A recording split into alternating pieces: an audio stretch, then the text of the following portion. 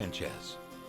What a joy it is to be back together again, answering your questions about the faith. I'm with Professor Michael Horton. I'm Pastor Adriel Sanchez, and this is Core Christianity. Mike, one of the main things I hear from friends outside of the church when I talk to them about Christianity is something like this. All religions basically teach the same thing. And I try to be really gracious and patient, but those statements can sometimes be frustrating, especially, as a pastor, and I'm sure for you as a theologian. And as a trained theologian, have you had much contact with other religious leaders or teachers to talk about similarities and differences? Yeah, I have, and I cherish those opportunities. Sometimes it's neighbors, and sometimes it's more in the academic sphere where you sit down across the table with people. And here's what I've noticed. A lot more commonality than I ever imagined before after actually talking to people. It is absolutely true. If you sit down and you talk about how, all we need is love and the danger of hitching religion to violence, and you talk about the need to really think about people, especially in the developing world, who don't have safe drinking water.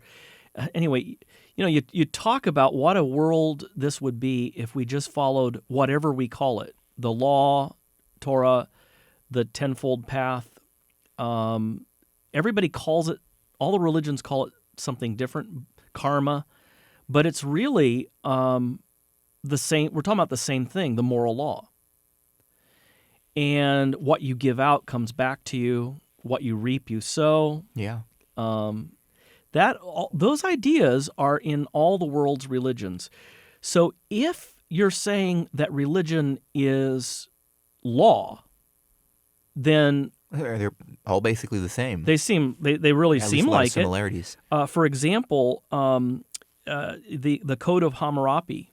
It has this comes from 1,700 years before Christ, and it predates even the Torah, the giving of the law at Mount Sinai, and it's almost identical. It has 282 decrees. The Bible, the Old Testament has 613, but many of these decrees you find in the Old Testament. Yeah.